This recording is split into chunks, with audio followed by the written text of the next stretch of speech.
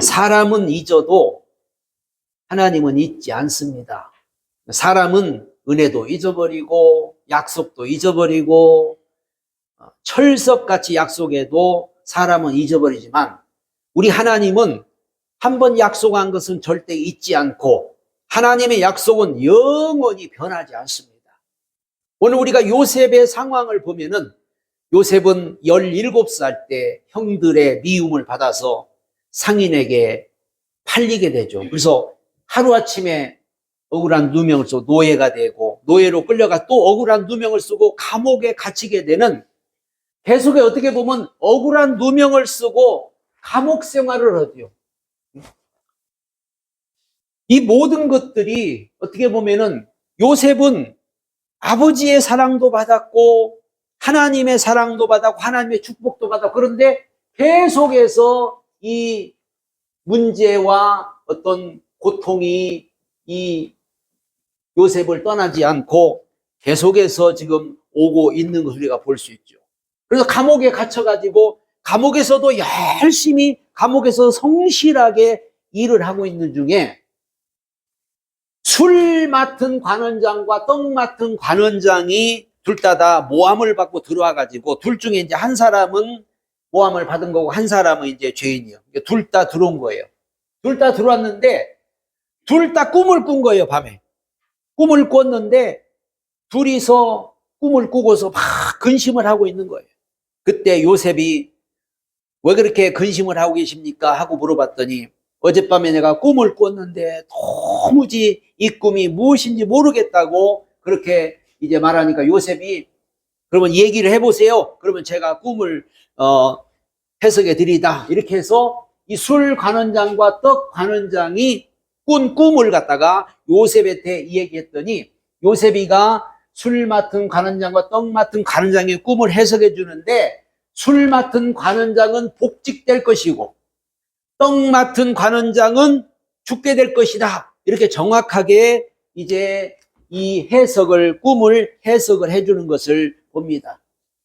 이렇게 요셉이 꿈을 해석할 수 있었던 것은 그동안에 하나님이 함께 하셨다고 계속 이야기하고 있죠.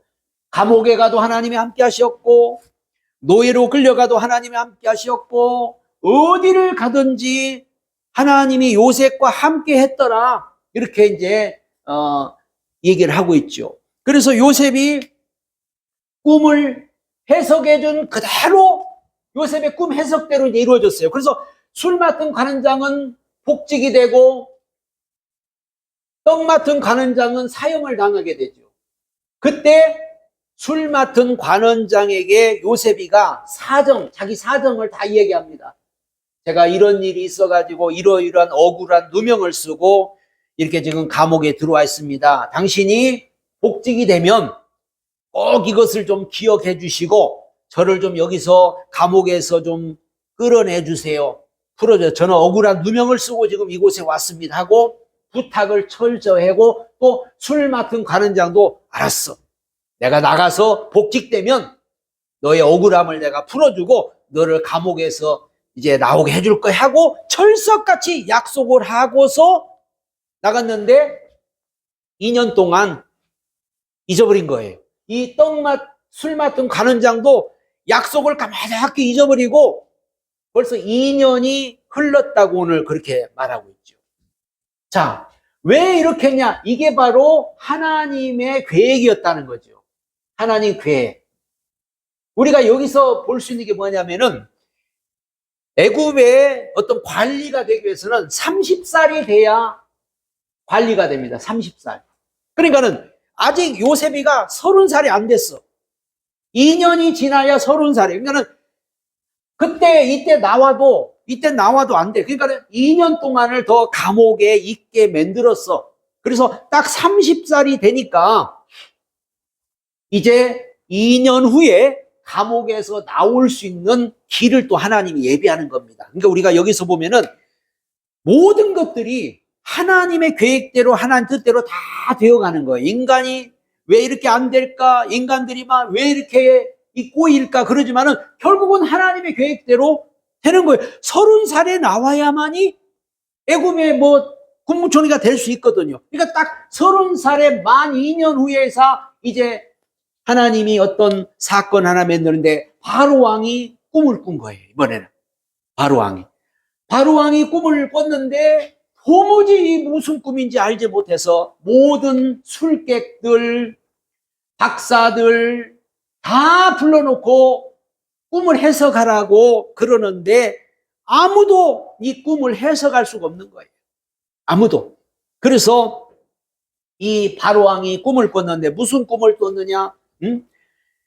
7 암소가 나일강에서 올라와서 갈밭을 다 뜯어먹고 그 뒤에 또 흉악한 파리한 7 암소가 올라와서 다 뜯어먹고 이런 꿈을 꾼 거예요. 그런데 이 술객들이 와가지고 내가 이런 꿈을 꿨는데 너희들 한번 이걸 해석해봐라. 그랬더니 술객이나 박사는 도무지 이걸 알 수가 없는 거예요. 이게 도대체 무슨 꿈인지 알 수가 없는 거예요. 그때 그러니까 이제 바로왕은 막 강제로 막 빨리 이 꿈을 해석하라고 막 재촉을 하죠. 재촉을. 그러니까 그때서 이제 생각이 난 거예요. 생각나게 하시는 분도 하나님이에요, 이게. 모든 것을. 그동안은 생각이 안 났어. 생각이 안 났는데 이제 생각이 난 거예요. 아, 내가 감옥에 있었을 때 나의 꿈을 해석해 준 그대로 지금 이루어진, 감옥에 지금 요셉이란 사람이 있는데 그 요셉이란 사람이 하나님이 함께하는 사람이고 그 요셉이란 사람이 꿈을 잘 해석해서 그 꿈대로 제가 지금 이렇게 복직이 됐습니다 하고 임금님한테 얘기했더니 임금님이 빨리 요셉을 데려오라고 해가지고 요셉이 드디어 이제 임금님 앞에 딱 선 거예요. 그때 요셉은 여기서 임금님의 그 꿈을 갖다가 해석해 주는데 임금님이 이제 여기서 이제 꿈을 다 얘기하죠. 그때 요셉이가 꿈을 꾸는데 아주 명쾌하게, 시원하게 그 꿈을 갖다가 바로 해석을 해줍니다. 7 암소와 7 곡식들을 먹은 것은 이제 앞으로 7년 동안 풍년이 올 거고 또 그 후에 7년의 흉년이 올 겁니다. 그러니까 7년 동안 풍년이 올 때 곡식을 많이 저장해 놨다가 7년 흉년이 오면은 재앙을 면하소서 하고 요셉이가 꿈을 잘 해석해 줍니다. 그랬더니 그 바로왕이 하나님의 신에 감동된 사람을 내가 이렇게 볼 수 있다 하면서 오히려 감탄하면서 이 요셉의 꿈을 갖다가 이제 칭찬하니까 요셉은 꿈을 해석해 주신 분이 하나님입니다 그랬어요.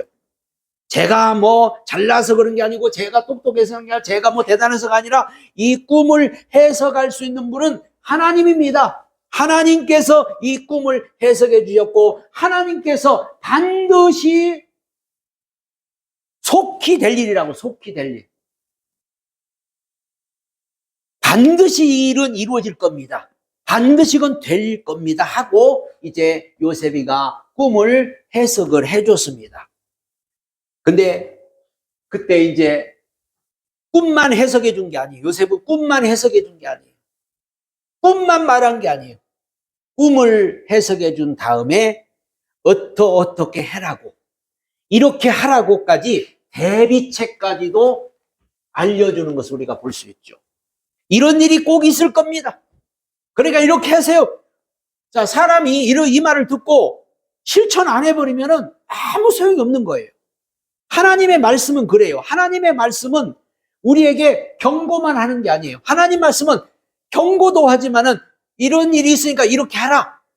대비책까지도, 방법까지도 정확하게 알려주시는 분이 우리 하나님 줄 믿으시 바랍니다. 그래서 첫 번째로 명철하고 지혜 있는 사람을 세우라고 그렇게 말합니다. 그것도 누가? 지금 노예 신분인 요셉입니다.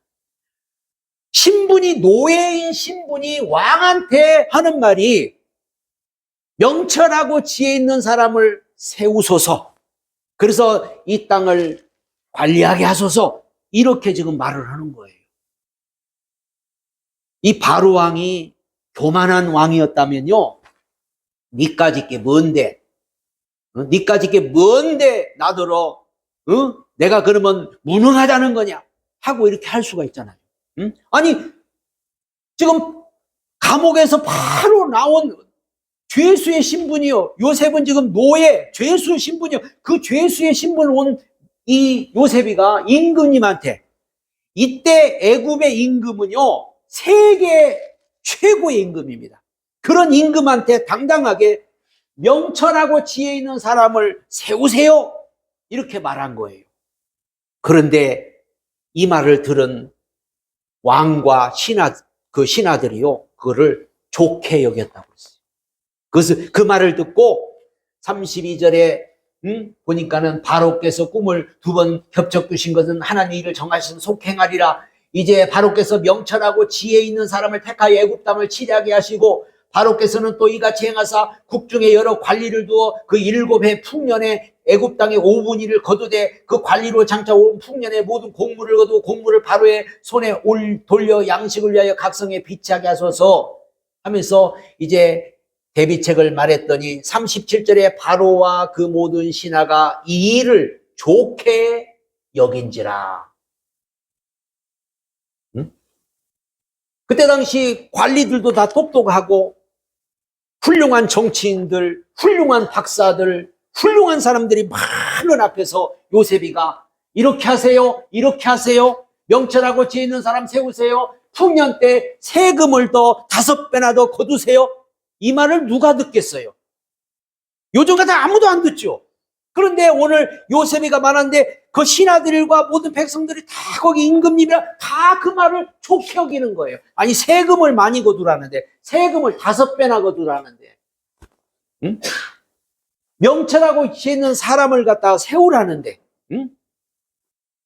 그러니까는 어떻게 보면은 이 바로왕이 안 들을 수도 있고, 바로왕이 그것을 갖다가 거부할 수 있는데, 바로가 오늘 요셉의 말을 듣고 요셉이 제시한 그 세금을 더 받게 하고 여러 지역에 창고를 창고를 지어서 곡식을 저장해 두라고까지 그렇게 이제 이 3가지 어떤 대비책을 알려주잖아요. 그런데 오늘 이 바로왕이 이 3가지 대비책을 그대로 받아들여요. 한마디로 순종을 한다면 순종. 우리가 여기서 볼 때 오늘 요셉은요, 예수님의 모습을 여기서 보여주고 있는 거예요. 예수님이 쫙 마구간에 쫙 그저 종의 모습으로 베들레헴 마구간에 오셔서 예수님이 이제 오셔서 말씀을 할 때 사람들이요, 한 사람도 안 들었어요. 저 촌것, 저 나사렛에서 나온 목수의 아들 예수님은 가장 낮은 곳에서 오셔서 말씀을 했거든요. 오늘 요셉도 저 낮은 곳 감옥에 있다가 노예 신분으로 있다가 와서 지금 말하는 거거든요. 근데 오늘 바로 왕과 그 신하들이 이 말을 듣고 순종을 했다는 거예요. 우리가 하나님의 말씀을 우리가 순종을 하느냐 안 하느냐, 사람들은 자꾸 외모를 보잖아요. 니까짓 게 뭔데? 니 저 노예 주제, 죄수 신분 주제. 그러나 오늘 이들은 뭘 봐냐? 요셉에게서 하나님이 함께하는 걸. 아, 요셉을 보니까 저는 하나님이 함께하는 사람이요. 그래서 우리가 하나님의 신에 감동된 사람을 이렇게 본다고 할 정도로 하나님의 신에 감동된, 한마디로 요셉을 갖다가 예수로 봤다 그 말입니다. 예수로. 그래서 이 요셉은 예수님의 모습을 여기서 보여주고 있고, 지금 우리에게도 오늘 요셉이, 예수님이 우리에게 말씀하는 이유가 뭐냐? 앞으로 풍년이 오고, 지금은 풍년이요. 지금은 앞으로 흉년이 온다. 7년 풍년이 오고 7년 흉년이 온다. 그래서 앞으로 우리에게 여러 가지 많은 재난이 올 것이고, 재앙이 올 것이고, 여러 가지 종말이 올 것이를 성경은 계속 예수님 우리에게 말씀합니다. 그러면서 우리에게도 지금도 대비책을 너희들 양식을 준비하라. 그게 말씀이거든요. 말씀. 7년 동안 풍년이 올 때 양식을 창고에다가 많이 저장해 놔라. 하나님은 오늘도 우리에게 말씀합니다. 앞으로 종말이 온다. 앞으로 재난이 온다. 앞으로 이제 세상은 멸망의 길로 간다. 그러니까 너희들 지금 하나님의 말씀을 창고에다가 잘 저장해 놔라. 우리는 이렇게 오늘 말씀을 드려야 돼요.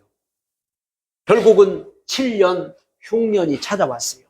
성경에는 분명히 7년 대환란이라는 얘기가 계시록에 7년 동안 대환란이 온다고 했어요. 종말은 언젠간 옵니다. 재앙은 언젠간 옵니다. 그럼 그때 살 수 있는 건 먹을 거 가지고 사는 게 아니에요. 사람들은 뭐 무슨 일 있다 오면은 그냥 뭐 가서 라면 사다 놓고 뭐 그걸로 사는 게 아니에요. 말씀으로 사는 거예요. 말씀이 있어야 사는 거예요. 앞으로 종말이 오면, 앞으로 재앙이 오면은 우리가 살 수 있는 것은 하나님의 말씀을 내가 가지고 있느냐 없느냐. 여기에 따라서 우리가 살고 죽는 길이 열리고, 응? 이거는요 굉장히 중요한 거예요.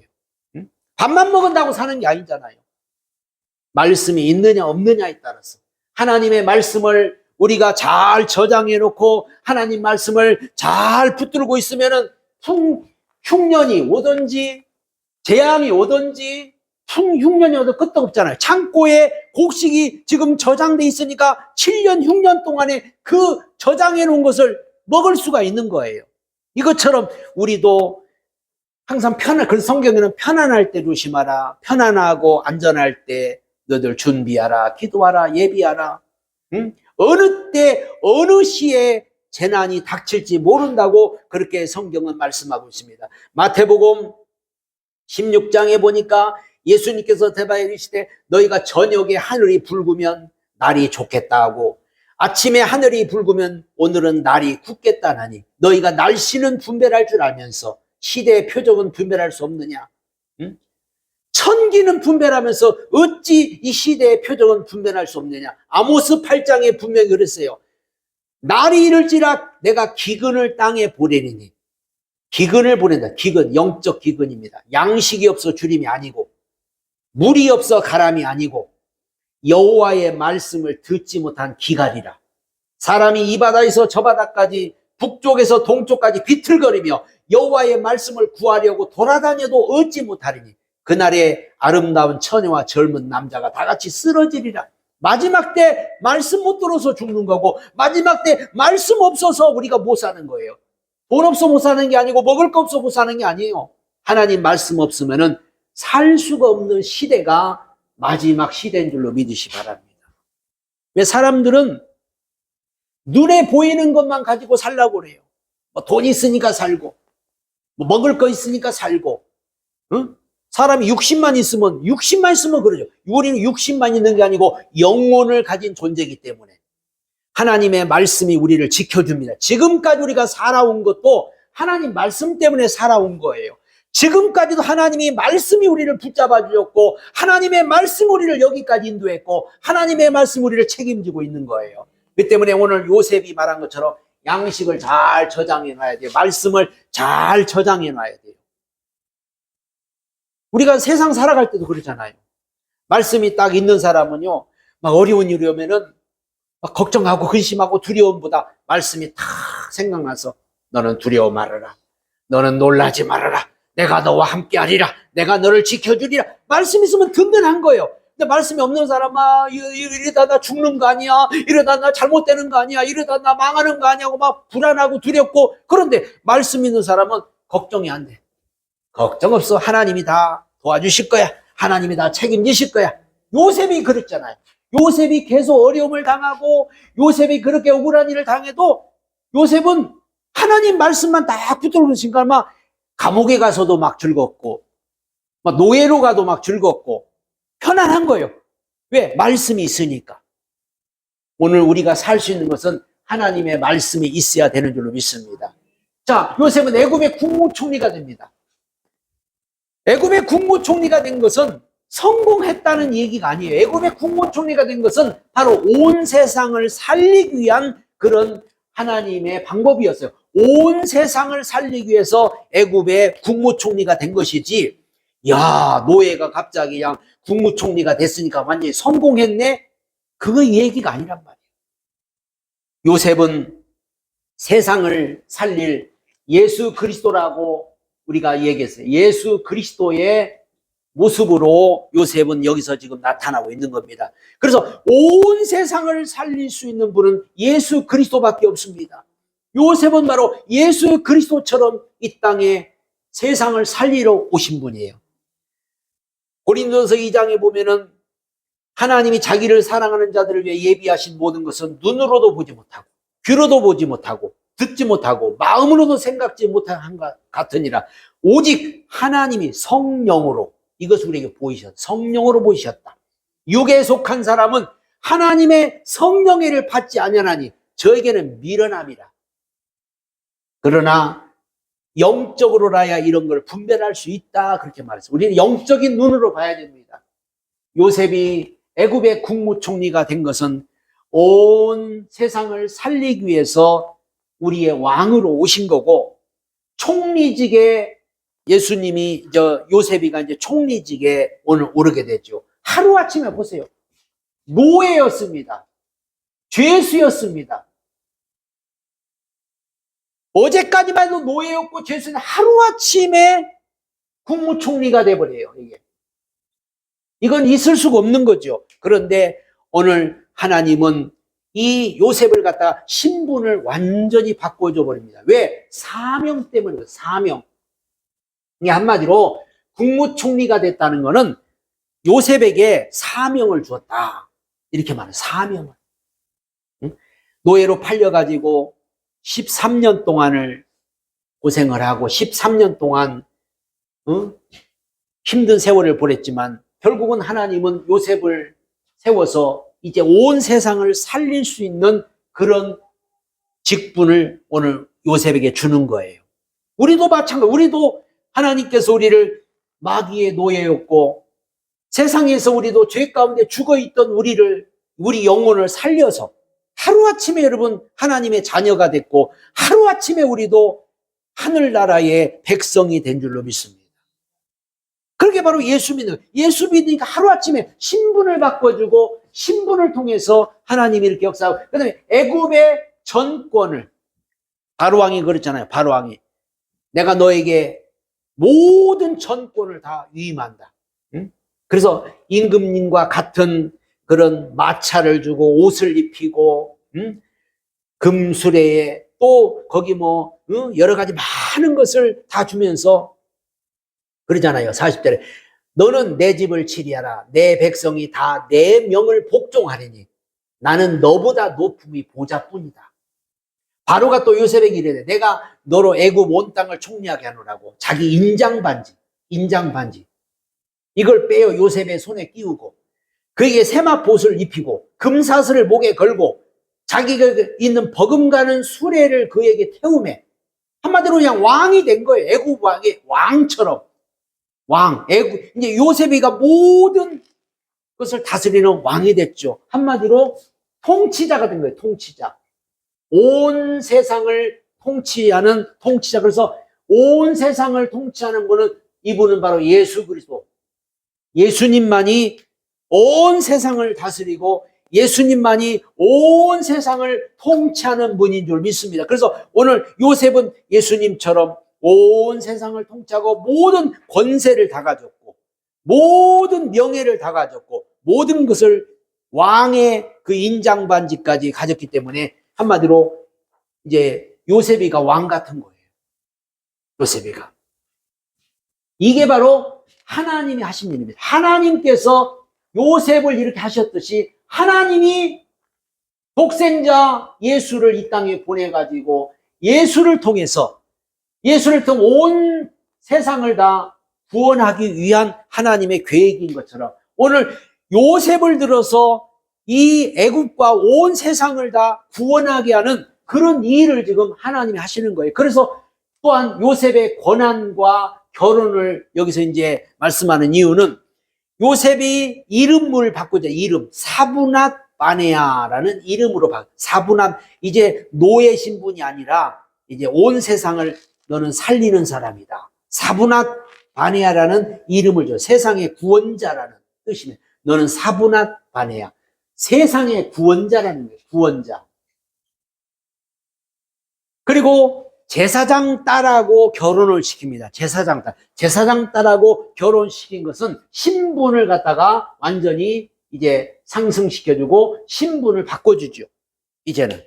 그래서 예수님은 이 땅에 왕으로 오셨고, 예수님이 이 땅에 제사장으로 오셨고, 예수님이 이 땅에 선지자로 오셔서 우리를 구원하고 온 세상을 살리고 온 세상을 지금도 다스리는 분인 줄로 믿으시기 바랍니다. 하나님은 그래서 절대 잊지 않는다고 그랬어요. 사무엘상 2장에 보니까 여호와는 죽이기도 하고 살리기도 하고 음부에 내리기도 하고 올리기도 한다. 가난한 자를 부하게도 하시고 낮추기도 하시고 높인다고 그랬어요. 요셉의 생애를 보면은 한편의 드라마 같지만 이 모든 것을 하나님의 계획 속에서, 하나님의 말씀 속에서 하나님이 이루어가는 그런 일이라는 거죠. 이와 같이 오늘 우리도 마찬가지입니다. 우리가 스스로 사는 것 같지만은, 우리가 내 뜻대로 사는 것 같지만은 우리도 하나님의 손에 붙들려서 지금 살아가고 있는 거예요. 하나님의 손에 붙들려서 하나님이 우리를 인도하고 있고 하나님이 우리를 이끌어가고 있기 때문에 우리는 하나님의 말씀에 그저 순종하고, 오늘 바로왕처럼 자기의 어떤 계급이나 자기 어떤 신분이나 자기 모든 걸 내려놓고 내가 왕인데 하면서 내 말을 들어야지 하고 그랬다간 다 망한 거죠. 근데 바로왕이 자기가 왕인데도 불구하고 모든 걸 다 내려놓고 요셉한테 다 갖다 바치면서 요셉 보고 다스려달라고, 요셉 보고 모든 것을 다 인도해달라고 이렇게 하는 겸손한 그런 왕 때문에 온 세상이 사는 것처럼, 이것은 우리가 이 땅에 예수를 어떻게 받아들이고 예수를 어떻게 믿고 예수님을 어떻게 우리가 영접하는가를 보여주고 있는 겁니다. 예수 그리스도를 영접하는 자 하나님의 자녀가 되는 권세를 주고, 예수님을 영접하는 자 구원받는 놀라운 축복이 우리에게 있다는 사실을 믿으시기를 바랍니다.